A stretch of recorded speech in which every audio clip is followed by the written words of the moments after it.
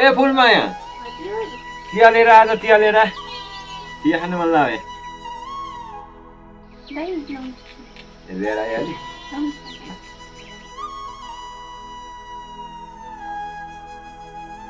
जारी त्यहाँ बसेर चिया खा चिया पनि उठी उठी खान्छ तिहार पनि अब आउन लागिहाल्यो गाउँतिर तानसान काट्यो कि काटेनन् यसो भुन्न जाने हो कि चिया पनि अब भ्याइन ला ल छिटो खा अब भुन्न जाउँला हुन्छ नि हजुर जाउँला नि ए पुतली भारी माइलिकामा गएर दसैँ भाग ल्याएर आए माइलिकामा तपाईँ जानु भएको होइन र अस्ति जान त काम अस्ति 3 माइली कम छिन् र म जानभन्दा अगाडि नै दोकानमा साङ्लो साङ्लो लगाएर गाउँतिर गइछिन् ए हुन्छ दाइ आटोको बान पछाडिदिन्छु हेर्नलाई ल ल हुन्छ बस अनि गएर आइज 3 माइलीले फेरि आएन को ठुला मान्छन् भन्छन् ल हुन्छ तर बसला गएर आइज ल बहिनी गाई बस्तुलाई घाँसपात गर्दै गरेस् हामी यसो गाउँतिर पुगेर आउँछौँ अनि भात सात पनि पकाउँदै गरेस् नि फेरि अब भाइबारी आउने कोइला कोइला दसैँमा टिको लाउन ससुराल गएका आउने अत्तो पत्तो छैन अब घर रेख्दै गर्ने तैँस ल घर हेरेस् भात सात पकास हामी गाउँतिर आयौँ है ल ल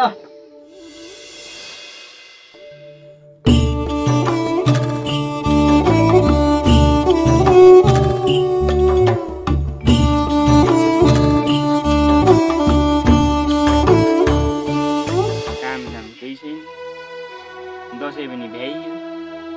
यही बेला मिसिर गयो ठ्याक्क अब प्रेम दाइले गएर यसो प्रेम दाइ घाटतिर जानुपर्छ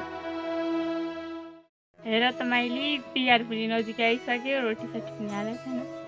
लौ न दिदी दसैँ जान पाएको छैन तिहार आएको भन्छन् आयो त नि माइली भोलिका 10-15 दिनपछि त तिहार हो भाइ हुन त हो दिदी साँच्चै दिदी कहिले जाने हो त सदरमुकाम किनमेल गर्नु किनमेल गर्नु त हुन्थ्यो घरमा बाआमा कोही छैनन् के को किनमेल गर्नु त कोइला आउनुहुन्छ त बाआमा ओइ माइली बर्खाको बेला टाढाको बाटो कोइला आउनु चाहिँ थाहा छैन ल त नि दिदी म घर जान्छु दिया भोके छन् गफ गरेर के बस्नु हुन्छ माइली जाऊ त नि फुर्सदमा गफ गर्दै गरेर हुन्छ दिदी हुन्छ प्रेम दाइ कता जानुभएछ प्रेम दाइ ए प्रेम दाइ ओइ ओइ कहाँ हो दाइ यता छु यता ए प्रेम दाइ त काम पो गर्दै रहेछन्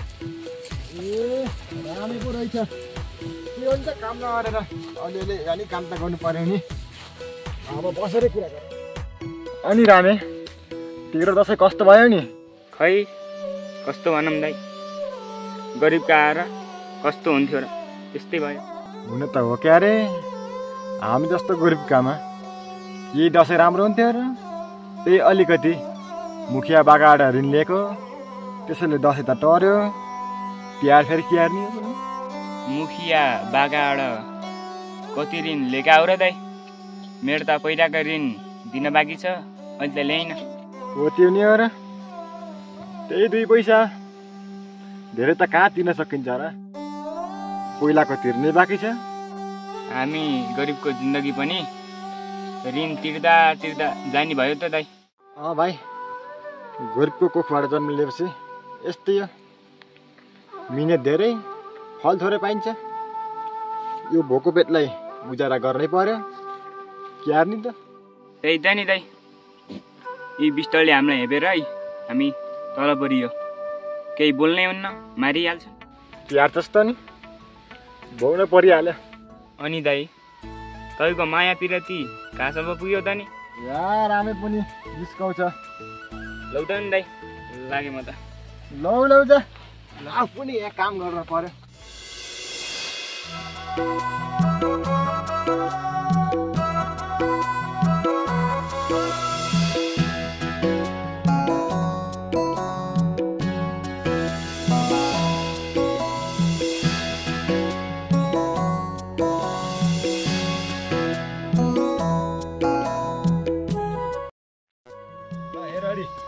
सबैले अब झोङ पनि छान्न आए हाम्रो पनि अब यसो तिरन्दापन गर्ने होला ए हरिबहादुर रे ल ए हरिबहादुर झोङ छान्न लागेको हो क्या हो मुखिया नमस्कार गाउँसँग छर्न लागेको कता हो जान लाग्यो यसो गाउँतिर हिँडेको ल ल जोत हामी लाग्यौँ हुन्छ मुखिया जानु लौ यी दिदीले ढोका लाएर कहाँ गइछन् अब कहिले भेटिन् होइन नि अब ढोका लाएको घरमा के बस्न जानु पर्यो छिटो गरेर आउनु होला भनेको त झन् ढिलो पो गर्नुभयो अब आउने कतिखेर हो